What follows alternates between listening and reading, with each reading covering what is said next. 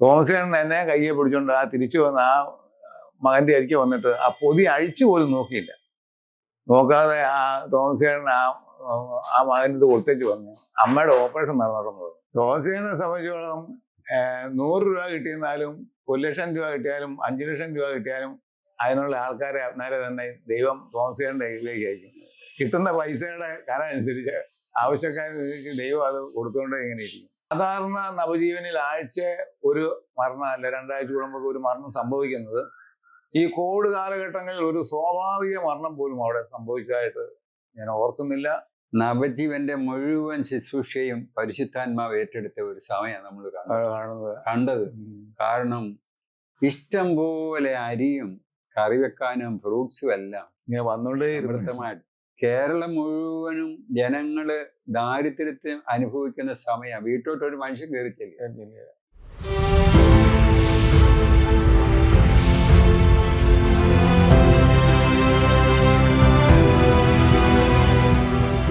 ഒത്തിരിയേറെ സ്നേഹം നിറഞ്ഞ ബേത്ലഹേം TV പ്രേക്ഷകരായ മാതാപിതാക്കളെ, സഹോദരങ്ങളെ, കുഞ്ഞുമക്കളെ, കുറേയേറെ വർഷങ്ങളായിട്ട് നമ്മുടെ നവജീവനിലൂടെയും നമ്മുടെ കൂടെയുള്ളവരുടെ ശുശ്രൂഷകളെ കുറിച്ചൊക്കെ പറയുവാനായിട്ട് കർത്താവായ ഈശോ നമുക്ക് തന്ന വലിയൊരു അനുഗ്രഹമാണ് ഈ ജീവിതം തന്നെ. നമ്മുടെ നവജീവൻ ആരംഭിച്ചിട്ട് 35 വർഷമാകുന്നു. 1990 മുതലുള്ള കാലഘട്ടങ്ങളിൽ കൂടെ നമ്മുടെ നീണ്ടൂരുള്ള തീയത്തേട്ട ജോസിയേട്ടൻ സുഹൃത്തുക്കളുമായിട്ട് നമ്മുടെ നവജീവനി വരികയും അന്ന് മുതലേ നവജീവന്റെ ശുശ്രൂഷയിലെ സജീവമായിട്ട് പങ്കുചേരുകയും അവിടെ ഇരുന്ന് പ്രാർത്ഥിക്കുകയും ഒക്കെ ചെയ്ത നല്ല കാലങ്ങൾ ഓർക്കുന്നു. ഇന്ന് നമ്മുടെ ജോസിയേട്ടൻ രോഗാവസ്ഥയിൽ വീട്ടിലിരിക്കുക, ക്യാൻസർ രോഗം പിടിപെട്ടിരിക്കുക. പുറത്തോട്ടിറങ്ങി ഒരു ശുശ്രൂഷ ചെയ്യാനോ മറ്റു പലരെയും കാണാൻ പറ്റാത്ത സാഹചര്യത്തിലും ഫോണിൽ കൂടെ പല ആളുകളെയും പലതരത്തിൽ കൂടെ സഹായിച്ചുകൊണ്ടിരിക്കുകയാണ് ചെയ്യുന്നത്. ഫോണിൽ കൂടെ ഇപ്പോഴും ശുശ്രൂഷ തുടർന്നുകൊണ്ടിരിക്കുകയാണ്. ഈ രോഗാവസ്ഥ പുള്ളിയെ ഇതുവരെ മാനസികമായിട്ട് ബാധിച്ചിട്ടില്ല. പുള്ളി വളരെ ആത്മീയമായിട്ട് സന്തോഷവാനാണ്. ഞങ്ങളൊക്കെ എപ്പോൾ വീട്ടിൽ വന്നാലും സംസാരിക്കുമ്പോൾ എപ്പോഴും ചിരിച്ചുകൊണ്ട് ദൈവവചനം പറയുന്ന ഒരു ജോസിയേട്ടനെയാണ് ഞങ്ങൾക്ക് എപ്പോഴും കാണാനായിട്ട് സാധിക്കുന്നത്. ജോസിയേട്ടനിൽ കൂടെ കർത്താവ് നയിച്ച ആ നല്ല കാലങ്ങളെയും അതുപോലെ തന്നെ ആ കോവിഡിന്റെ കാലഘട്ടങ്ങളിൽ എന്തുമാത്രം ശുശ്രൂഷകൾ ചെയ്തിട്ടുണ്ട്, അതേക്കുറിച്ചൊക്കെ നമ്മുടെ പ്രേക്ഷകരെ അറിയണമല്ലോ.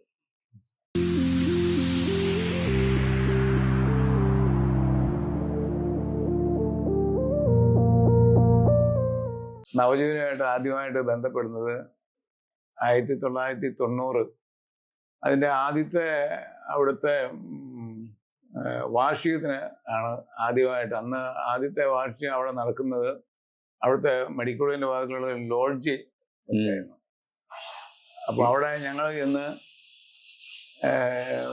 ഞാനും എൻ്റെ കൂട്ടുകാരോടെ അവിടെ ചെല്ലുമ്പോൾ ഇങ്ങനെ ഈ വാർഷികം തുടങ്ങിയില്ല. അപ്പോൾ അവിടെ അതിൻ്റെ ലോഡ്ജിൻ്റെ തൂണാചാരി ഒരു മനുഷ്യൻ നിൽപ്പുണ്ട്. അപ്പോൾ ആ മനുഷ്യനോട് ഞങ്ങൾ ചോദിച്ചു, നവജീവനിലെ തോമസേട്ടൻ ഏതാ, ഞങ്ങൾ തോമസേട്ടനെ കാണാൻ വന്നതെന്ന് ചോദിച്ചു. തോമസേട്ടനോട് തന്നെ ചോദിച്ചു. എന്തായാലും തോമസേട്ടൻ പറഞ്ഞു, അയ്യോ അത് ഞാനാ കേട്ടോ, എൻ്റെ മക്കൾ എവിടുന്നാ വരുന്നത്, നിങ്ങൾ നീണ്ടൂരുന്നാ വരുന്നത്, നവജീവനെ കുറിച്ച് അറിഞ്ഞു വരികയാണ്, ഇന്ന് വാർഷികമാണല്ലോ അതിനായിട്ട് വന്നതെന്ന് പറഞ്ഞു. അങ്ങനെ അവിടെ ഇരുന്ന് ഞങ്ങൾ ആദ്യത്തെ ആ വാർഷികം കൂടുമ്പം ആ കാലഘട്ടത്തിലുണ്ടായിരുന്ന അതിൻ്റെ പീറ്റർ ഊരാളീച്ചൻ തോമസേട്ടനെ വിശേഷിപ്പിച്ചൊരു കാര്യം ഞാൻ 35 വർഷമായിട്ടും ഓർക്കുകയാണ്. അപ്പം ഊരാളീച്ചനാന്ന് പറഞ്ഞ് ഇങ്ങനെയാണ്, കറുത്ത മാലാഖ എന്നാണ് തോമസേട്ടനെ കുറിച്ച് അവിടെ ആ സ്റ്റേജിൽ അന്ന് പറഞ്ഞത്. അത് ഞാൻ ഇപ്പോഴും ഓർക്കുന്നുണ്ട്. പിന്നെ തോമസേട്ടൻ്റെ അവിടെ അന്നത്തെ KT മൈക്കിളായിരുന്നു, DSP ആയിരുന്നു അതിൻ്റെ ഒരു പ്രസംഗം നടത്തിയത്. അന്ന് ആ പ്രസംഗത്തിൽ ഇങ്ങനെ DYSP സംസാരിക്കുകയായിരുന്നു, ഒരു രൂപ പോലും ഫണ്ടില്ലാത്തൊരു ട്രസ്റ്റ് ആണ് നവജീവൻ. അത് അങ്ങനെയുള്ള കാര്യങ്ങളൊക്കെ പറഞ്ഞത് ഞാനിപ്പോൾ ഓർക്കുകയാണ്. പിന്നെ അവിടെ മുതൽ തോമസേട്ടനുമായിട്ട് അങ്ങോട്ട് ഒരുപാട് ബന്ധങ്ങളായി. എൻ്റെ വീട് നീണ്ടൂരാണെന്ന് പറഞ്ഞല്ലോ. അപ്പം നീണ്ടൂരിൽ നിന്ന് ആ കാലഘട്ടങ്ങളിൽ ഞങ്ങൾ ഒത്തിരിയേറെ അരി, മാങ്ങ, വാഴച്ചുണ്ട്, കപ്പ എന്ന് വേണ്ട എല്ലാ സാധനങ്ങളും ഞങ്ങളിങ്ങനെ പിരിച്ചു വെച്ചിട്ട് ഇവിടെ നിന്ന് ജീപ്പിൽ അവിടെ കൊണ്ട് കൊടുക്കും. തീ പിടിപ്പിക്കാനായിട്ട് ചൂട്ടുമുടൽ വരെ ഒത്തിരി അമ്മച്ചിമാരുണ്ടായിരുന്നു വോട്ടിന് ഞങ്ങളെ സഹായിക്കാനായിട്ട്. അവർ പിരിച്ചു വെക്കും. കമാൻഡർ ജീപ്പിൽ ഞങ്ങളിങ്ങനെ കൊണ്ടുപോകും. എല്ലാ ആഴ്ചയിലും ലോഡ് ഇങ്ങനെ കൊണ്ടുപോകും. അത് തീ പിടിപ്പിക്കുന്നത് ചൂട് പിടിപ്പിച്ചാണ്. അപ്പോൾ അങ്ങനെയുള്ള ഒരു കാലഘട്ടം മുതൽ ഞങ്ങളിങ്ങനെ പോകുന്നു, ഇങ്ങനെ നവജീവനുമായിട്ട് ബന്ധപ്പെട്ട്. പിന്നെ അത് കഴിഞ്ഞ് അപ്പോൾ ഇവിടുന്ന് കിട്ടുന്ന സാധനങ്ങൾ അവിടെ കൊണ്ട് കൊടുക്കും. കോഴിമുട്ട 25 പൈസ തൊട്ടൊക്കെയാണ് പോകുന്നു. അതൊക്കെ കിട്ടുന്നതൊക്കെ അവിടെ കൊണ്ട് കൊടുക്കും. അങ്ങനെ പോകുന്നു. അത് കഴിഞ്ഞ് നവജീവൻ ഇപ്പം പുതിയ പനമ്പാലപ്പുറത്ത് പണിത് അതിൻ്റെ ഉദ്ഘാടനം കാര്യങ്ങളും ഒക്കെ നടന്നപ്പോൾ അവിടെ പോവുകയും അവിടെയായിട്ട് ബന്ധപ്പെടുകയൊക്കെ ചെയ്ത്. അപ്പോൾ പിന്നെ കാലങ്ങൾ അങ്ങോട്ട് പുരോഗമിച്ച് ഇങ്ങനെ പിന്നെ കൂടുതലും നമ്മൾ ഇങ്ങനെ സാമ്പത്തികമായിട്ട് ഇങ്ങനെ ഫ്രണ്ട്സൊക്കെ വരുമ്പോൾ ആയിട്ടൊക്കെ അവിടെ ചെല്ലും, ഇങ്ങനെ സഹായിക്കും. പിന്നെ അവിടെ ഇരുന്ന് കൂടുതലും പ്രാർത്ഥനയ്ക്ക് സഹായിക്കാറുണ്ടായിരുന്നു. ഏറ്റവും കൂടുതൽ എൻ്റെ ഒരു ശുശ്രൂഷ മെയിനായിട്ട് അതായിരുന്നു, പ്രാർത്ഥനാ ശുശ്രൂഷയായിരുന്നു. അത് കൂടുതൽ ഈ കാരീസ്വാൻ വന്നോടുകൂടി കാരീസ്വാൻ വന്ന് അച്ഛൻ്റെ ഒക്കെ കാലഘട്ടങ്ങളിൽ കൂടെ ധ്യാനവും പ്രയർ ഗ്രൂപ്പും നീണ്ടൊരു ധാരാളം പേര് ധ്യാനവും കൂടി നമ്മളോട് സഹകരിക്കാൻ തുടങ്ങി.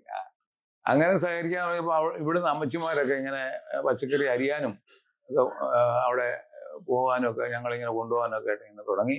പിന്നെ ഇവിടെ നിന്നുള്ള ഒരു രോഗിയെ ആദ്യമായിട്ട് ഞങ്ങൾ അവിടെ, ആ രോഗി ഇപ്പോഴും ഉണ്ട്, നമ്മുടെ ആ ഫിലിപ്പിയേട്ടൻ. അന്ന് ഞങ്ങൾക്ക് ഒരു രോഗിയെ കൊണ്ടുപോകണമെങ്കിൽ അവിടെ കമ്മിറ്റിക്കാരോടൊന്നും ചോദിക്കണ്ട, തോമസേട്ടനോട് അനുവാദം മേടിച്ച് ഞങ്ങൾ ആ രോഗിയും കൊണ്ട് അവിടെ ചെന്ന്, ആ രോഗി ഇപ്പോഴും അവിടെ ഉണ്ട്. നവജീവനിലെ എല്ലാ കാര്യങ്ങളിലും ഫിലിപ്പിയേട്ടൻ വട്ടക്കുന്നാലെ സജീവ പ്രവർത്തകനാണ് ഫിലിപ്പിയേട്ടൻ. അങ്ങനെ ഞങ്ങൾ കാര്യങ്ങളൊക്കെ മുമ്പോട്ട് അങ്ങനെ പോകുന്നു. എൻ്റെ ഏറ്റവും കൂടുതൽ ശുശ്രൂഷ പിന്നെ അത് തോമസേട്ടൻ്റെ കൂടെ മെഡിക്കൽ കോളേജിലേക്ക് വന്ന്. പിന്നെ ഒരു കാര്യം ഞാനിപ്പോഴും ഓർക്കുന്നത്, ഒരിക്കലും ഞാനിങ്ങനെ മെഡിക്കൽ കോളേജിൽ ഇങ്ങനെ ചോറ് കൊടുത്തുകൊണ്ടിരിക്കുന്ന സമയത്ത്, ഇങ്ങനെ ചെന്ന സമയത്ത് വൈക്കംകാരനൊരാൾ ഇങ്ങനെ അന്ന് മൊബൈൽ ഫോണൊന്നുമില്ല, ഇങ്ങനെ വന്ന് നിൽക്കുന്ന എന്നെ തോമസേട്ടൻ ചോദിച്ചു, എന്നാ മോനെ വന്നതെന്ന് ചോദിച്ചാൽ ഞാൻ പറഞ്ഞു, ഇങ്ങനെ അമ്മേനെ ആശുപത്രിയിൽ ഇങ്ങനെ അഡ്മിറ്റ് ചെയ്തിരിക്കുകയാണ്, ഓപ്പറേഷൻ ചെയ്യണമെങ്കിൽ പൈസ വേണം. ഒത്തിരി പൈസയ്ക്ക് ബുദ്ധിമുട്ടുള്ളൊരു കാലമാണ്, ഒരു 2000 ഒക്കെ ആയി കാണുമായിരിക്കും. അപ്പം തോമസേട്ടൻ എന്നോട് അപ്പം ആ മോർച്ചയുടെ ആ ഭാഗത്ത് നിന്നോണ്ടാ പറഞ്ഞു. അപ്പം മോൻ ഇവിടെ നിന്നോളാൻ പറഞ്ഞു. അപ്പം എന്നെ വിളിച്ച്, ജോസച്ചാ കൈവിട്ട് പോകണ്ട, അന്ന് മൊബൈൽ ഫോണൊന്നും ഇല്ലല്ലോ.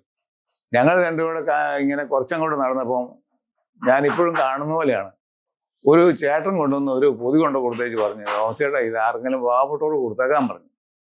തോമസേട്ടൻ എന്നെ കയ്യെ പിടിച്ചോണ്ട് തിരിച്ചു വന്ന് ആ മകൻ്റെ അരികെ വന്നിട്ട് ആ പൊതി അഴിച്ചു പോലും നോക്കിയില്ല. നോക്കാതെ ആ തോമസേട്ടൻ ആ മകനിത് കൊടുത്തേച്ച് പറഞ്ഞു, അമ്മയുടെ ഓപ്പറേഷൻ നടന്നിട്ടെന്ന് പറഞ്ഞു. കണ്ടിട്ടുമില്ല കേട്ടിട്ടുമില്ല തോന്നുന്നു. ഇപ്പം ഞാൻ ചോദിച്ചു, തോമസേട്ടാ ഇത് എത്രയുണ്ട്, അല്ലെങ്കിൽ ഇത് മുഴുവൻ ആവശ്യമുണ്ടോ? കാരണം ഞാൻ രംഗത്തേക്ക് ഇറങ്ങിയതുള്ളൂ, എനിക്ക് അത്രയൊക്കെ അറിയത്തുള്ളായിരുന്നു. അപ്പോൾ തോമസേട്ടൻ പറഞ്ഞൊരു കാര്യം ഇതാണ്, അത് അവനായിട്ട് സ്വർഗത്തിൽ നിന്ന് ഈശോ കൊടുത്തു വിട്ടതാണ്. അത് നമ്മൾ നോക്കേണ്ട കാര്യമില്ല, അത് ദൈവം നോക്കിക്കോളെന്ന് പറഞ്ഞു. ഞങ്ങളങ്ങനെ അപ്പോൾ അങ്ങനെ ഒരു വലിയൊരു ഓർമ്മ എൻ്റെ നവജീവനുമായിട്ട് തോമസേട്ടനോട് അങ്ങനെ ഒരു ഓർമ്മയുണ്ട്. പിന്നെ പൈസ ആയിരുന്നു 500 അല്ല 100 മെയിനായിട്ട്. ഞാൻ ഇവിടെ ഒരു ഇത്രയും ഉണ്ട്, ഒരു 10,000 രൂപയ്ക്ക് ഒരു കുറവില്ല. ഇന്നും ഞാൻ ഓർക്കുക അത്. അതെ, ആ സമയത്ത് തന്നെയാണ് ഒരു ചേട്ടൻ വളരെ വിഷമിച്ച് എൻ്റെ അടുത്ത് വന്ന് നിൽക്കുക. ഞാൻ ചോദിച്ചു, എന്നാ വിഷമം, ആരാ കിടക്കുന്നത്? എനിക്ക് കാര്യമായ വിഷമമൊന്നുമില്ല, ഞാൻ എന്നേക്കാൾ വിഷമിക്കുന്നവർക്ക് എന്തെങ്കിലും ഒരു ചെറിയ സഹായം ചെയ്യാൻ വന്നാന്നും പറഞ്ഞ് പുള്ളി ഒരു പൊതിക്കെട്ട് എൻ്റെ തന്നു. അന്നേച്ച് പേര് ഫോൺ നമ്പർ വെച്ചിട്ടൊന്നും പറയും, പുള്ളി അങ്ങ് പോയി. ഞാൻ എൻ്റെ കൂടെ വന്നവരെ കൊടുത്തത്. പിന്നെ ഇതെല്ലാം കഴിഞ്ഞത് എണ്ണി നോക്കിയപ്പം 1,17,000 രൂപയാണ്. ഒരു ഇച്ചിരി പൈസയെ ഉള്ളെന്നാ പറഞ്ഞു. തോമസേനെ സംബന്ധിച്ചോളം 100 രൂപ കിട്ടിയെന്നാലും 1,00,000 രൂപ കിട്ടിയാലും 5,00,000 രൂപ കിട്ടിയാലും അതിനുള്ള ആൾക്കാരെ അന്നേരം തന്നെ ദൈവം തോമസേൻ്റെ കയ്യിലേക്ക് അയക്കും. കിട്ടുന്ന പൈസയുടെ കരം അനുസരിച്ച് ആവശ്യക്കാരനുസരിച്ച് ദൈവം അത് കൊടുത്തുകൊണ്ട് ഇങ്ങനെ ഇരിക്കും. ജോസേട്ടനെ അജയന് വന്നതിന് ശേഷം തുടങ്ങിയ ഒരു വലിയ ശുശ്രൂഷയല്ലേ ഈ നാട്ടുകാരെയും കൂട്ടുകാരെയും എല്ലാം സംഘടിപ്പിച്ച് അല്ലേ? ആ കൂട്ടുകാരെ മെഡിക്കൽ കോളേജ് നമ്മൾ 10 പേർക്ക് ഭക്ഷണമായിട്ട് തുടങ്ങിയത് മെഡിക്കൽ കോളേജ് മുഴുവൻ 1000 പേരോളം ഇങ്ങനെ ഭക്ഷണം കൊടുക്കാനായിട്ട് വൈകുന്നേരങ്ങളിൽ അതിന് സാധിച്ചിട്ടുണ്ട്. അതിന് യുവസേന്റെ കൂടെ വന്ന ഒരു ഉറ്റ സുഹൃത്തായിരുന്നു നമ്മുടെ രാഷ്ട്രപതി KR നാരായൺ സാറിന്റെ സെക്യൂരിറ്റി ഓഫീസറായിരുന്നു ജോസ്, പന്നിത്തിൽ ജോസ്. ജോസിന്റെ ചേട്ടനായിരുന്നു സെക്യൂരിറ്റി ഓഫീസർ. ജോസ് എന്റെ കൂടെ ഒരു സുഹൃത്തായിരുന്നു. അതുപോലെ അതോടുകൂടി പിന്നെ ജോസിന് നവജീവനി വരാൻ തുടങ്ങിയപ്പോൾ തന്നെ ഈ നാട്ടിലുള്ള ഈ വല്യമ്മമാരും ചെറുപ്പക്കാരും എല്ലാരും കൂടെ കൂടി ഒരു സഹകരണം. അവർക്കൊരു വിശ്വാസമായിരുന്നു.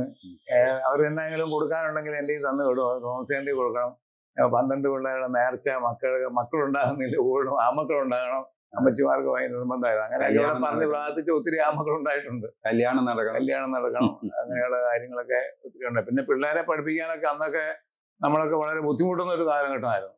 അതിനൊക്കെ വേണ്ടി പ്രാർത്ഥിക്കുക. ചെറിയ പിരിവുകൾ, അന്ന് ചെറിയ പിരിവുകൾ വലുതായിരുന്നു. ഇന്ന് ആ കാലഘട്ടത്തിലുള്ള ഒരു പ്രത്യേകത എന്താണെന്ന് വെച്ചാൽ, ആ കാലഘട്ടത്തില് ഇങ്ങനെയുള്ള ശുശ്രൂഷ ചെയ്യാനായിട്ട് ഏറ്റവും നേതൃത്വം കൊടുക്കാനായിട്ട് ഈശോ ജോസിയേട്ടനെ അതിനാണ് മിന്നെ കൊണ്ടുവന്നത്. അത് കാര്യസുഖന്റെ ധ്യാനത്തിലും പ്രാർത്ഥനയിലൂടെ വന്നപ്പോഴും അതേ തുടർന്നല്ലേ പിന്നെ ഇങ്ങോട്ട് അല്ലേ. അത് കാര്യസ്വാമി മധ്യസ്ഥ പ്രാർത്ഥനയ്ക്ക് പോകുമായിരുന്നു. അത് കഴിഞ്ഞാൽ കൂടുതലും നവജീവനുമായിട്ട് ബന്ധപ്പെട്ട് അങ്ങനെ. അത് കഴിഞ്ഞ് നമ്മൾ ഏറ്റവും വിഷമിച്ച സാഹചര്യം കോവിഡ് കാലഘട്ടമായിരുന്നു. കോവിഡ് കാലഘട്ടം നവജീവൻ എന്നെ ഒരുപാട് സ്വാധീനിച്ച ഒരു കാലഘട്ടം കൂടെയാണ് എന്നെ. കാരണം വെച്ചാൽ കാര്യസ്വാമി പോകാനായിട്ടോ ശുശ്രൂഷകൾക്കോ മറ്റുള്ള വീടുകളിൽ ശുശ്രൂഷകൾക്കോ ഒന്നും സാധ്യതയില്ലായിരുന്നു. ആ സമയത്ത് അന്ന് എല്ലാ ദിവസവും നവജീവനിൽ പോവുകയും പ്രാർത്ഥനയിൽ പങ്കെടുക്കുകയും ഒക്കെ ഞങ്ങൾ ചെയ്യുമായിരുന്നു. കോവിഡ് സമയത്ത് യാദൃശ്യമായിട്ടാണേലും ഈശോ പറയിപ്പിച്ചതാണ്, കോവിഡിനെ കഴിഞ്ഞും വലിയവനാണ് നമ്മുടെ ഉള്ളിലുള്ള ഈശോ. അന്ന് അവിടെയുള്ള 250 രോഗികളെ കൂട്ടായ്മ നിർത്തി പറഞ്ഞ് പ്രാർത്ഥിക്കുമായിരുന്നു. അന്നത്തെ എൻ്റെ ഓർമ്മയിൽ എനിക്ക് ഏറ്റവും ഒരു പ്രത്യേകമായിട്ടുള്ള ഒരു സന്തോഷം, ഒരു അനുഭവം എന്ന് പറയുന്നത്, സാധാരണ നവജീവനിൽ ആഴ്ച ഒരു മരണം അല്ല 2 ആഴ്ച കൂടുമ്പോൾ ഒരു മരണം സംഭവിക്കുന്നത്, ഈ കോവിഡ് കാലഘട്ടങ്ങളിൽ ഒരു സ്വാഭാവിക മരണം പോലും അവിടെ സംഭവിച്ചതായിട്ട് ഞാൻ ഓർക്കുന്നില്ല. പിന്നെ അവിടെ ഒരു പ്രത്യേകത നമുക്ക് കാണാനായിട്ട് സാധിച്ചത്, കോവിഡ് സമയത്ത് അവിടെ ഉള്ള 194-200 പേർക്കോളം കോവിഡ് വന്നു. അത് ഞാൻ രാവിലെ അവിടെ ചെന്ന് ഉച്ചയ്ക്ക് പ്രാർത്ഥനയും കഴിഞ്ഞ് പോന്നപ്പോഴത്തേക്കും വൈകുന്നേരം തോമസേട്ടൻ എന്നെ വിളിച്ച്, ജോസച്ചാ എനിക്ക് കോവിഡാണ്, ഞാൻ മെഡിക്കൽ കോളേജിലാണ്, ജോസച്ചാൻ എങ്ങോട്ടെങ്കിലും മാറിക്കോ. ഞാൻ പറഞ്ഞു ഞാനിനി എങ്ങോട്ട് മാറാൻ, എൻ്റെ വീട്ടിൽ അന്ന് 93 വയസ്സായ അപ്പനും ഉണ്ട്, 88 വയസ്സായ അമ്മയുണ്ട്, 6 മാസം പ്രായ കുഞ്ഞുമുണ്ട്. ഇവരൊക്കെ ആയിട്ട് ഞാൻ ബന്ധപ്പെട്ടു. ഞാനിനി എങ്ങോട്ട് മാറാനാ, ദൈവം കാത്തോളും എന്ന് പറഞ്ഞു. അപ്പോൾ അത്രയും ആ കാലഘട്ടങ്ങളിലൊക്കെ ഒരു രോഗി പോലും, സാധാരണ ഇടവകയിൽ പോലും മനുഷ്യനെ, ഞങ്ങളുടെ ഇടവകയിലും 2 രോഗികളെ കത്തിച്ചു. പക്ഷെ നവജീവന്റെ ഓർമ്മയിൽ ഒരു രോഗിയെ പോലും. നവജീവനിലെ അന്നൊരു 80-85 വയസ്സ് കഴിഞ്ഞവരൊക്കെ ഉണ്ട്. അന്നത്തെ ഡോക്ടർമാർ പറഞ്ഞു, നിങ്ങൾ വേറെ എന്തോ മരുന്ന് കൊടുത്തത് ആരും മരിക്കാത്തൊന്നും. പക്ഷെ നമ്മൾ മരുന്നൊന്നും കൊടുത്തില്ല, ആരും മരിച്ചില്ല. ആ കാലത്ത് നമുക്ക് ഉണ്ടായ ആ ശുശ്രൂഷയുടെ അനുഭവം ഭയങ്കര. കാരണം നവജീവൻ വളരെയേറെ സാമ്പത്തിക ബുദ്ധിമുട്ടിലേക്ക് ഇങ്ങോട്ട് വന്നുകൊണ്ടിരിക്കുന്നു. കോവിഡ് മുഴുവൻ ഇങ്ങനെ വന്നുകൊണ്ടിരിക്കുന്നു. വഴിയിൽ ഒരു മനുഷ്യനില്ല, ഒരു മനുഷ്യൻ അങ്ങോട്ട് വരാനില്ല. പ്രത്യേകിച്ച് നേതൃത്വ സ്ഥാനത്ത് ആരുമില്ല. ഞാൻ കോവിഡ് ബാധിച്ച് മെഡിക്കൽ കോളേജിന്റെ വാർഡിൽ കിടക്കുകയും ചെയ്യുന്ന ആ സമയത്ത് നവജീവന്റെ മുഴുവൻ ശുശ്രൂഷയും പരിശുദ്ധാത്മാവ് ഏറ്റെടുത്ത ഒരു സമയമാണ് നമ്മൾ കണ്ടത്. കാരണം നവജീവന്റെ ഗേറ്റിന്റെ അങ്ങോട്ട് ഇഷ്ടം പോലെ ഫ്രൂട്ട്സ് വരുന്നു. ഫോണ് ഞാൻ തമ്പിച്ചാൻ്റെയിലോട്ട് ഏൽപ്പിച്ചിട്ട് ഞാൻ ആശുപത്രി കഴിയുന്നു. തമ്പിച്ചാൻ്റെ അടുത്തോട്ട് ധാരാളം പേര് വിളിച്ചുകൊണ്ടിരിക്കുന്നു. അതൊരു മലബാറിലുള്ള ഒരു തമ്പിച്ചാനെ വിളിച്ചു. ഇവിടുത്തെ ഫുഡുണ്ടാക്കുന്നവരൊക്കെ അസുഖങ്ങളായി, ഫുഡുണ്ടാക്കാൻ ആളില്ല, ശുശ്രൂഷയ്ക്ക് ആളില്ല. മലബാറിൽ നിന്നൊരു കാറ്ററിംഗ് ടീം വന്ന് അവിടെ താമസിച്ച് അവിടെ വന്ന് നല്ല ഒന്നാന്തരമായിട്ട് അവർ ഭക്ഷണം ഉണ്ടാക്കി ആ കോവിഡ് കാലഘട്ടങ്ങളിൽ മുഴുവൻ അവിടുത്തെ രോഗികൾക്കും കോട്ടയം മെഡിക്കൽ കോളേജുകൾക്ക് കൊടുക്കാനായിട്ട് അങ്ങ് സാധിച്ചു. ആശുപത്രിയിൽ അനേകർ കിടന്നപ്പോൾ സൂപ്രണ്ട് നമ്മളെ വിളിച്ച് പറഞ്ഞ്, നല്ല ചിക്കൻ വറുത്തതും ഓറഞ്ചും ആപ്പിളും എല്ലാം കൂട്ടിയാണ് നമ്മൾ കോവിഡ് കാലത്ത്. അതിൽ നമ്മൾ ഏറ്റവും ഒരു ദൈവാനുഭവം കണ്ടത് ഉഴവൂര് പ്രദേശത്താന്ന് തോന്നുന്നു. നമ്മുടെ കൂട്ടത്തിലുള്ളതാണ്, ഗർഭിണിയായ ഒരു സഹോദരി കോവിഡ് ബാധിച്ചു. അവർക്കൊരു കൊച്ചുണ്ട്. അതിന് പൊടിയരിക്കഞ്ഞി വേണം, അങ്ങനെ പലതും വേണം. അതിന് നമ്മൾ കൊടുത്തുകൊണ്ടിരുന്നു. വളരെ അത്ഭുതകരമായിട്ട് മെഡിക്കൽ കോളേജിന്റെ ഒരു ചരിത്രത്തിന്റെ ഭാഗമാണ്. ഗർഭിണിയായ സ്ത്രീക്കോ കൊച്ചിനോ ഒരു കുഴപ്പവും വന്നില്ല. അവരെ ഡിസ്ചാർജ് ചെയ്ത് ഇറക്കുന്ന ഏതാണ്ട് 1 മണി കഴിഞ്ഞതിന് ശേഷം ഈ കൊച്ചിനൊരു സമ്മാനം എന്തെങ്കിലും കൊടുക്കണമെന്ന് തോന്നിയപ്പോൾ ഞാനൊരു റേഡിയോ മേടിച്ചു. ഈ റേഡിയോയും കൊണ്ട് ഞാൻ അവിടെ ഡിസ്ചാർജ് കഴിഞ്ഞ് ഇറക്കുമ്പോൾ ഈ റേഡിയോ 1.5 മണിസഭ ഓൺ ചെയ്യുമ്പോൾ ഫസ്റ്റിലെ ഓൺ ചെയ്യുമ്പോൾ അതിനകത്ത് ഏറ്റവും നല്ല ഭക്തിഗാനമാണ് അപ്പൊ അതൊക്കെ നമുക്ക് നല്ല നല്ല കുറെ ഓർമ്മകളാണ്. പിന്നെ ആ സമയത്ത് തന്നെയാണെങ്കിലും നമുക്ക് ഫൈനാൻസ് ആരോടൊന്നും പോയി ചോദിക്കാനായിട്ടില്ല. പക്ഷെ അതിന്റെ ആ പൈസകളെല്ലാം ഇങ്ങനെ നവജീവനിൽ ഇങ്ങനെ ഓരോ വ്യക്തികൾ വഴി ഇങ്ങനെ ഫോണിലൂടെ ബാങ്കിലൂടെ ഇങ്ങനെ വന്നുകൊണ്ടിരിക്കുന്നത്, ചെലവായിക്കൊണ്ടിരിക്കുന്നത്. ഇവിടുത്തെ ആവശ്യത്തിനനുസരിച്ച് പൈസ വരുന്നു. എല്ലായിടത്തും ധ്യാനം നിർത്തി ബുദ്ധിമുട്ട്, വീടുകളിൽ ബുദ്ധിമുട്ട്, മനുഷ്യന് പുറത്തോട്ട് ഇറങ്ങാൻ മേല. ആ സമയത്ത് കർത്താവ് സമൃദ്ധിയാക്കി തരികയായിരുന്നു നവജീവൻ. അതൊരു ഭയങ്കര സംഭവമായിരുന്നു. പിന്നെ ഇപ്പൊ ഈ വചനപ്രഭാഷകർ വന്ന് ചെറുതോണ പറഞ്ഞു ഞങ്ങൾക്ക് ഇച്ചിരി അരി തന്ന് സഹായിക്കണമെന്ന് പറഞ്ഞു. ഇത്ര വേണ്ട 20 നമ്മൾ കൊടുത്തേ. ആ കാലഘട്ടങ്ങളിലായിരുന്നു നമ്മൾ ഏറ്റവും കൂടുതൽ ചിന്തിച്ചത് ഇങ്ങനെ ഈ ഗാന ശുശ്രൂഷകര്, വചനപ്രഭാഷകർ എന്ന പ്രദേശത്തിനെ കുറിച്ച് നമ്മൾ ചിന്തിച്ചപ്പോഴത്തേക്കും അവരുടെ ബുദ്ധിമുട്ടുകൾ. അപ്പൊ അവര് ഒത്തിരി വാടക വീട്ടിലും ഒക്കെ താമസിക്കുന്ന ആൾക്കാരുണ്ട്, ആശുപത്രിയിൽ പോകാൻ പൈസയില്ലാതെ. അപ്പൊ അങ്ങനെ വന്നപ്പോൾ ഞാനത് തമ്പിച്ചാനായിട്ട് പറഞ്ഞു, തോമസിയാനോടുമായിട്ട് ഞാൻ പറഞ്ഞു, ഞങ്ങളിങ്ങനെ കുറച്ച് പേര് ആലോചിച്ചപ്പോൾ ഏതാണ്ട് ഈ കേരളത്തിലെ ഒരു 99% ശുശ്രൂഷകൾക്ക് അവർക്ക് സാമ്പത്തികമായിട്ട് ഞങ്ങൾക്ക് നവജീവനിലൂടെ ഞങ്ങളെല്ലാം കൂടെ കൂടി അവരെ പലരെയും സഹായിക്കുവാനും, ചങ്ങനാശ്ശേരി ഒരുത്തന്നെ അവൻ കണ്ടിട്ട് പോലും ഇല്ല, 4 പിള്ളേര് കഴിഞ്ഞ് 5ാമത്തെ പ്രസവം മറ്റാണ്. അപ്പൊ അവനെ ഇങ്ങനെ ആശുപത്രി വിട്ടു പോകാനായിട്ട് പൈസയില്ല. അങ്ങനെ പിന്നെ കുമളിയിലൊരു അനിലോ അങ്ങനെ ഒരു ടീമിനെ ഇങ്ങനെ ഇവരെയൊക്കെ കാണുന്നത് പിന്നെ ഇത് കഴിഞ്ഞ് 3-5 വർഷം കഴിഞ്ഞ. അതിനാണ് എനിക്ക് രോഗമായിട്ട് ഇങ്ങനെ ഇരിക്കുന്ന സമയത്ത് എന്നെ കാണാൻ വന്നതാണ് കുമളിയിൽ നിന്ന്. അന്നേരം എന്നോട് പറഞ്ഞു, ജോസിയേട്ടനെ ഇങ്ങനെ എന്നെ സഹായിച്ചിട്ടുണ്ട്. ഇങ്ങനെ ഭാര്യ ആദ്യത്തെ കൊച്ചിനെ ഇങ്ങനെ പ്രസവിച്ച് ആശുപത്രി കിടന്നപ്പോഴത്തേക്കും. അങ്ങനെയുള്ള ഓർമ്മകളൊക്കെ ഇങ്ങനെ നമുക്ക് അവിടെയെല്ലാം ദൈവപരിപാലനയായിട്ട് നടക്കുന്നതായിട്ട് ഇങ്ങനെ കാണാം. ഏറ്റവും നമ്മളൊരു ദൈവപരിപാലനയുണ്ട് നമ്മുടെ നവജീവന്റെ കോവിഡ് കാലം ഒരിക്കലും മറക്കാൻ പറ്റില്ല. കാരണം ദൈവം നേരിട്ട് ഏറ്റവും വലിയൊരു അനുഗ്രഹം കണ്ടത് നമ്മുടെ ഈ നീണ്ടൂര് തന്നെ നമ്മളെ സഹായിക്കുന്ന ഷാജി ജോമോളെ കുടുംബം ഇവിടെ അടുത്തല്ലേ, നീണ്ടൂര് അടുത്തല്ലേ, വട്ടക്കുന്നല്ല. അവർക്ക് കോവിഡ് ബാധിച്ചപ്പോ ആശുപത്രി കൊണ്ടുപോകാൻ ആളില്ല, ആളില്ല. തമ്പിച്ചായന്റെ മകൻ ജോലി ധൈര്യമായിട്ട് വന്ന് ആംബുലൻസിൽ കയറ്റി ആശുപത്രി കൊണ്ട് ആക്കുകയും ചെയ്തു. കോവിഡ് കുറയുകയും ചെയ്തു. വലിച്ചാൻ മരിച്ചു. ഇവിടെ കൊണ്ട് പള്ളി കൊണ്ട് അടക്കുകയും ചെയ്തു. ജോലിക്ക് കോവിഡ് ബാധിച്ചുമില്ല. ആ അച്ചാനിന്റെ ഒരു 16 വയസ്സുള്ള ഒരു കൊച്ചുമകൻ ആ കോവിഡ് സമയത്ത് മുഴുവൻ സമയം വരുന്നുണ്ട് ശുശ്രൂഷിച്ച്. അതിന്റെ ഫലമായിട്ടൊരു ദൈവാനുഗ്രഹമാണ്. ആ മകൻ ഇന്നിപ്പോ UK-ലാണ്. അവരോട് വീട്ടിൽ പോകാൻ വേണ്ടി വീട്ടിൽ പോലും പോയി. അവർക്കും വന്നില്ല. ജോലിയായിരുന്നു, നമ്മുടെ ജോലിയായിരുന്നു, തമ്പിച്ചാൻ ജോലിയായിരുന്നു. വീട്ടിൽ നിന്ന് എടുത്ത് ആംബുലൻസിലേക്ക് ആശുപത്രി കൊണ്ട് എല്ലാ കാര്യം ചെയ്തു. അവസാന റിസൾട്ട് വന്നു കഴിഞ്ഞപ്പോഴത്തേന് കോവിഡ് മാറി പോസിറ്റീവായെന്ന് അറിഞ്ഞു. നമുക്ക് മരിച്ചപ്പം പള്ളിയിൽ കൊണ്ട് അടക്കാനായിട്ട് കർത്താവ് തന്ന വലിയ അനുഗ്രഹം. ജോലി കൂടെ എല്ലാം നടന്നിട്ട് ജോലിക്ക് പോകുന്നില്ല. അപ്പൊ അതിന്റെ ഒരു ഗ്ലൗസ് പോലും ഇടാം. പെട്ടെന്നൊരു ഓർമ്മ എന്റെ മനസ്സിലേക്ക് വെച്ചാൽ എല്ലായിടത്തും നിയന്ത്രണമായി, പള്ളിയിൽ അതികഠിനമായ നിയന്ത്രണം. പല സ്ഥലങ്ങളിലും പോയി കോവിഡ് പിടിച്ച് ആൾക്കാർ മരിച്ചിട്ടുണ്ട്. പക്ഷെ പള്ളിയിൽ പോയി ഇന്ന് വരെ ഒരാൾ മരിച്ചതായിട്ട് ഞാൻ കേട്ടിട്ടില്ല. ഒരു മനുഷ്യന് മരിച്ചാൽ. പക്ഷെ വേറെ എവിടെയെങ്കിലൊക്കെ പോയി കോവിഡ് മരിച്ച് പള്ളിയിൽ ആൾക്കാർ മരിച്ച് കത്തിച്ചിട്ടൊക്കെ ഉണ്ട്. പക്ഷെ പള്ളിയിൽ പോകാനായിട്ടുള്ള ഏറ്റവും ഭയങ്കര എതിർപ്പ്. പള്ളി പോകരുത്, മീൻചന്തയിലും പോകാം, പഞ്ചായത്തിലും പോകാം, മാർക്കറ്റിലും പോകാം, ബാങ്കിലും പോകാം, പക്ഷെ പള്ളിയിൽ പോകരുത്. അതൊരു ദൈവ അനുഭവത്തിന്റെ ഒരു. എന്റെ കൂടെ മെഡിക്കൽ കോളേജ് ജോലി ഉണ്ടായിരുന്ന പലരും കോവിഡ് ബാധിച്ച് മരിക്കേണ്ടി വന്നു. അങ്ങനെയൊക്കെ ഉള്ള ആ ഒരു കാലഘട്ടത്തിലേ ഒരു സഹായവും നമുക്ക് കിട്ടിയാലെന്ന് പ്രതീക്ഷിച്ചപ്പോഴായോ ഏറ്റവും വലിയ സഹായം. അതെ. ഇപ്പൊ ജോസിയേട്ടന് ഇപ്പൊ ഈ സുഖമില്ലാതെ വന്നപ്പോ ഇപ്പൊ വീട്ടിൽ ഇരുന്നുകൊണ്ട് ചെയ്യുന്ന കാര്യങ്ങളും കൂടെ ഞാനിങ്ങനെ ഓർത്തു പോയി. കാരണം ഈ ഫോണിക്കൂടെ എത്രയോ കുടുംബങ്ങളുടെ മെയിൻ്റെനൻസ് ആയിരുന്നു. ഷീറ്റ് പോയി, തറയെ അവര് കിടക്കുന്ന എത്ര വീടുകളായി.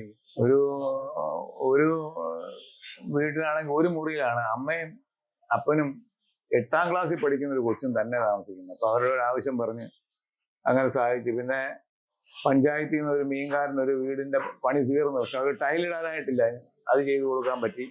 പക്ഷെ ഇതിൻ്റെയൊക്കെ ഒരു ദൈവാനുഭവം എന്ന് പറഞ്ഞാൽ ഞാൻ 90-ൽ ധ്യാനം കൂടിക്കഴിഞ്ഞ് നവജീവനുമായിട്ട് ബന്ധപ്പെട്ടതിൻ്റെ ഒരു ആത്മീയത, പിന്നെ തോമസ് ചേട്ടൻ്റെ ആ പ്രവർത്തന രീതി പിന്നിൽ നിന്ന് ഞാൻ കണ്ട്. കാരണം അത് പാവപ്പെട്ട മനുഷ്യനോട് കാണിക്കുന്ന ആ കരുണയുടെ ഒരു ഭാവം. ഒന്നുമില്ലാത്തപ്പോഴും മോനെ സാരമില്ല, ദൈവം നടത്തും എന്ന് പറഞ്ഞ് ഈശോ നടത്തുന്ന ആ വഴികൾ എന്നെ ഒരുപാട് സഹായിച്ചിട്ടുണ്ട്. ഒരിക്കലും വരുന്നവരെ നിരാശപ്പെടുത്തിയിട്ടില്ല. അപ്പം അത് ഞാനത് കണ്ടുപിടിച്ചിട്ടുണ്ട്. തോമസേട്ടൻ ഓർക്കുന്നുണ്ടോ, നമ്മൾ രണ്ടുപേരുടെ ഒരു പാത്രത്തിൽ നിന്ന് ഭക്ഷണം കഴിച്ച് പോരുന്നതാണ്. അവസാന ദിവസമാണ്, വൈകുന്നേരം എന്നെ വിളിച്ച് പറയുന്നത്, ജോസിക്ക എനിക്ക് കോവിഡ്, ഞാൻ മെഡിക്കൽ കോളേജിൽ അഡ്മിറ്റ് ആണ്, ഡോക്ടർമാർ വന്ന് കൊണ്ടുപോയി. ഫോൺ കൊടുത്തേച്ച്, തമ്പിച്ചാൻ്റെ ഫോണും കൊടുത്തേച്ച് ഇതിന്റെ നവജീവന്റെ ഗേറ്റും അടച്ചു. അപ്പൊ ഇതിന്റെ ബാക്കി ശുശ്രൂഷകൾ, അപ്പം മെമ്പേഴ്സോ ബാക്കി കാര്യങ്ങൾക്കൊന്നും ആർക്കും ഇങ്ങനെ ബന്ധപ്പെടാൻ വരാതെ വരും. കാരണം അവരൊക്കെ ജോലിയുള്ളവരൊക്കെ ആയതുകൊണ്ട് വരാൻ പറ്റാതെ വന്നു. അപ്പൊ ഈ ശുശ്രൂഷകൾ മുമ്പോട്ട് എങ്ങനെ നടന്നത്? അപ്പം ഭക്ഷണം പാകം ചെയ്യാൻ ഒന്നും കാണാതെ ഇറങ്ങിയ നേതൃത്വത്തിനൊന്നും ആരുമില്ല. പക്ഷെ മുഴുവൻ നേതൃത്വവും കർത്താവ് ഏറ്റെടുത്ത് തമ്പിച്ചാനെ ഒരുപാട് പേര് എന്റെ ഫോണിലേക്ക് വിളിച്ചു. തോമസേട്ടൻ എവിടെയാണ്, അവിടുത്തെ ഭക്ഷണം ഉണ്ടാക്കുന്നുണ്ടോ, അവിടുത്തെ സാഹചര്യം എന്നാ, അവിടെ അരിയുണ്ടോ, അവിടെ എന്തൊക്കെയാണ് എന്നൊക്കെ വിഷമങ്ങൾ തരുതരുതരുതേ കേരളത്തിന്റെ വിവിധ ഭാഗങ്ങളിൽ നിന്നും വിദേശത്തു നിന്നും ധാരാളം പേര് ചോദിച്ചു. പല സ്ഥലത്തേക്ക് ഭക്ഷണം മാറ്റണോ എന്നോ. നമ്മള് പല സ്കൂളുകളിലും പലയിടത്തും പോയി നമുക്ക് ചോറുണ്ടാക്കാം എന്നൊക്കെ ഞാൻ ആലോചിച്ചു വന്നപ്പോഴാണ് മലബാറിലുള്ള ജീസസ് യൂത്തുള്ള നന്മ എന്ന് പറയുന്ന ഒരു കേറ്ററിംഗ് വർക്ക് ചെയ്യുന്ന നമ്മുടെ ജീസസ് യൂത്തുള്ള പിള്ളേര് വിളിച്ചു. അവരൊരു ടീമായിട്ട് ഇങ്ങനെ വന്നു. നവജീവന്റെ അടുക്കളയിലോട്ട് കയറി ഒന്നാം തരം ഭക്ഷണം അങ്ങോട്ട് ഉണ്ടാക്കാൻ തുടങ്ങി. അപ്പം സ്റ്റാഫ് ആരും അങ്ങോട്ട് കയറാതിരിക്കാൻ ബ്ലോക്ക് ചെയ്തു. അവർക്കാർക്കും കോവിഡ് ബാധിച്ചില്ല. ഇഷ്ടം പോലെ അരിയും കറി വെക്കാനും ഫ്രൂട്ട്സും എല്ലാം വന്നുകൊണ്ടേമായിട്ട് കേരളം മുഴുവനും ജനങ്ങള് ദാരിദ്ര്യത്തെ അനുഭവിക്കുന്ന സമയം. വീട്ടോട്ട് ഒരു മനുഷ്യൻ കയറി ചെല്ലുക, വഴിയിലൊരു മനുഷ്യൻ ചെല്ലാനും പറ്റിയാലും ഇങ്ങോട്ട് പോകാനും പറ്റും. ആ സമയത്ത് കർത്താവ് തന്ന ആ വലിയൊരു അനുഗ്രഹം ഓർത്താല് കണ്ണ് നിറഞ്ഞു. കാരണം ഒരു ബുദ്ധിമുട്ടും വന്നില്ല, ഒരു ദാരിദ്ര്യം വന്നില്ല. ദിവസവും 10, 200, 300, 500 കിറ്റുകൾ തന്നെ നമ്മൾ ഉണ്ടാക്കി കൊടുത്തുകൊണ്ടിരുന്നു. കോവിഡ് ബാധിച്ച വീടുകളിലേക്ക് എല്ലാവർക്കും ഭക്ഷണം കൊണ്ട് കൊടുത്തുകൊണ്ടിരുന്നു. ആ ഭക്ഷണം കൊണ്ട് കൊടുത്തപ്പോൾ ഏറ്റവും വലിയ നമുക്കൊരു വലിയ രാഷ്ട്രീയ നേതാവിന്റെ വീട്ടില് ഒരു മനുഷ്യൻ കയറി ചെല്ലുന്നില്ല. എന്നെ വിളിച്ച്, തോമസേട്ടാ ഞാനും ഭാര്യയും മക്കളും എല്ലാം ഇരിക്കുക, ഒത്തിരി സുഹൃത്തുക്കളുണ്ട്, എല്ലാവരെയും വിളിച്ച് ആരും ഇങ്ങോട്ട് വരികയില്ല. അല്ല, ഒന്നാം തരം മീൻകറി എല്ലാം കൂട്ടി സമൃദ്ധമായിട്ട് ഭക്ഷണം കൊണ്ട് കൊടുത്തപ്പോൾ അവർ മാനസാന്തരപ്പെട്ടു. അവരെ കൊടിമൂത്ത രാഷ്ട്രീയ പ്രവർത്തകരായിരുന്നു. ആപത്തിലെ ഇങ്ങനെ ഒരു മനുഷ്യനുള്ളത് കൊണ്ട്, ഇങ്ങനെ ഒരു പ്രസ്ഥാനം ഉള്ളത് കൊണ്ട് എത്രയോ കുടുംബങ്ങൾ ഈ കോവിഡ് സമയത്ത് ഭക്ഷണം ഇല്ലാതെ വിഷമിച്ചപ്പോൾ ഭക്ഷണം കഴിച്ചത്. അതിനെക്കുറിച്ചുള്ള മുഴുവൻ വിവരം വരെ തമ്പിച്ചാൻ ഉറക്കമില്ല രാത്രിയും. കാരണം ഇവിടെ പകലായിരിക്കുമ്പം അമേരിക്ക രാത്രിയില്ല. അവിടെ നീ വിളിക്കണം. അങ്ങനെ തമ്പിച്ചാൻ ഉറക്കമില്ല. ഇങ്ങനെ ഒന്ന് ഫോൺ വന്നിരുന്നു. നമ്മുടെ കനാനായ ഗ്രൂപ്പിൽപ്പെട്ട യൂത്തിലെ പിള്ളേര് കനാനായ ഓയിസിൽ കൂടെയൊക്കെ പോയി ഒരുപാട് സഹായങ്ങൾ എത്തിച്ചു തന്നു. കനാനായ പള്ളികളെല്ലാം അറിയിച്ച്, ചങ്ങനാശ്ശേരി രൂപതയിലുള്ള പള്ളികളിൽ അറിയിച്ച്, അങ്ങനെ ഒരുപാട് പള്ളികളിലെ അച്ഛന്മാരൊക്കെ. ബേദലേഖൻ ടിവിയിലെ നമ്മുടെ പ്രോഗ്രാം എല്ലാം വന്നതോടുകൂടി, ബേദലേഖൻ ടി വി നമ്മുടെ പ്രോഗ്രാം വന്നതോടുകൂടി ആയിരക്കണക്കിന് മനുഷ്യർ നമ്മളെ സഹായിക്കണം. എല്ലാവർക്കും ലോകം മുഴുവൻ ബുദ്ധിമുട്ട് കാണുന്ന സമയത്ത് നവജീവന് യാതൊരു ബുദ്ധിമുട്ടും ഉണ്ടായിട്ടില്ല. ഏറ്റവും വലിയ കാര്യം അതില് നമുക്ക് അരി വെക്കാനിടയില്ല, പച്ചക്കറി വെക്കാനിടയില്ലാത്ത ഒരു സമയം വന്നത്. നല്ല ഭക്ഷണം, കാറ്ററിംഗ് ഒന്നാന്തരം ഭക്ഷണമായിരുന്നു. എന്നെ കേട്ടോണ്ടിരിക്കുന്നവരെ, പ്രിയപ്പെട്ടവരെ, ഒന്നുമില്ലാത്ത അവസ്ഥയിൽ അതിന് തരാൻ മതിയായിരിക്കുന്നവരെ ദൈവം തെരഞ്ഞെടുത്ത് നമ്മുടെ മുമ്പിൽ എത്തിച്ചു തരുമെന്നുള്ള ഒരു സത്യം കണ്ടത്, തിരിച്ചറിഞ്ഞത് നമ്മുടെ ജനം മുഴുവൻ ഭയന്ന കോവിഡ് കാലഘട്ടങ്ങളിൽ. അങ്ങനെ എന്നെ കേട്ടോണ്ടിരിക്കുന്നവരെ, നമുക്കൊത്തിരി സങ്കടങ്ങളും പ്രയാസങ്ങളും ജീവിതത്തിലുണ്ട്. പക്ഷേ ദൈവത്തിന് അസാധ്യമായിട്ടൊന്നുമില്ല. ഞാനിപ്പോൾ ഒത്തിരി പേര് എന്നോട് സങ്കടം പറയുമ്പോൾ ഞാൻ പറയുന്നത്, ഞാൻ വിചാരിച്ചാൽ നിങ്ങളുടെ സങ്കടം മുഴുവൻ മാറ്റാൻ പറ്റും. നിങ്ങളുടെ സങ്കടം മാറ്റണമെങ്കിൽ ഈശോ മാറ്റണം. അതിന് നിങ്ങൾ എന്നാ ചെയ്യണ്ടേ? നിങ്ങൾ പള്ളികളിൽ പോയി ഒരു ദിവസം മുഴുവൻ ഇരുന്ന് ആൾത്താരയുടെ അടുത്തിരുന്ന് പ്രാർത്ഥിച്ചു. ദൈവം പ്രവർത്തിക്കും. EVS-നെ ഫീസില്ലാതെ ഒരു കൊച്ചു വന്നപ്പോൾ അതിൻ്റെ അമ്മയോട് പള്ളിയിൽ പോയിരുന്നു മുന്നേ 3 ദിവസം ഇരുന്ന് കഴിഞ്ഞപ്പോൾ ഒരാൾ എന്നോട് പറഞ്ഞു, ഏതായാലും BSc നേഴ്സിംഗ് പഠിക്കുന്ന പിള്ളേരുണ്ട്, വിഷമിക്കുന്നവരുണ്ട്, 25,000 രൂപ വെച്ച് എല്ലാ മാസം അയക്കുന്നുണ്ട്. ഞാനിപ്പം നമ്മളെല്ലാവരോടും പ്രത്യേകിച്ച് ഞാൻ പറയുന്നത്, നിങ്ങളുടെ ദുരിതവും ദുഃഖവും ദാരിദ്ര്യവും പൂർണ്ണമായിട്ട് എന്നെ കൊണ്ടോ ഇടവക അച്ഛനെ കൊണ്ടോ ആരെ കൊണ്ട് പറ്റിയത്. നിങ്ങൾ അൾത്താരയുടെ മുമ്പിൽ ഇരുന്ന് ഒരു ദിവസം മുഴുവൻ ഇരുന്നുകൊണ്ട് പ്രാർത്ഥിച്ചുകൊണ്ടിരുന്നു, കർത്താവായ ദൈവം നിങ്ങളുടെ ആവശ്യങ്ങൾ അറിഞ്ഞ് നിറവേറ്റി തരും. ബേത്ലഹേം TV പ്രേക്ഷകരായ മാതാപിതാക്കളെ, സഹോദരങ്ങളെ, നമ്മൾ ഇത്രയും സമയം ഒന്നിച്ചായിരുന്നു.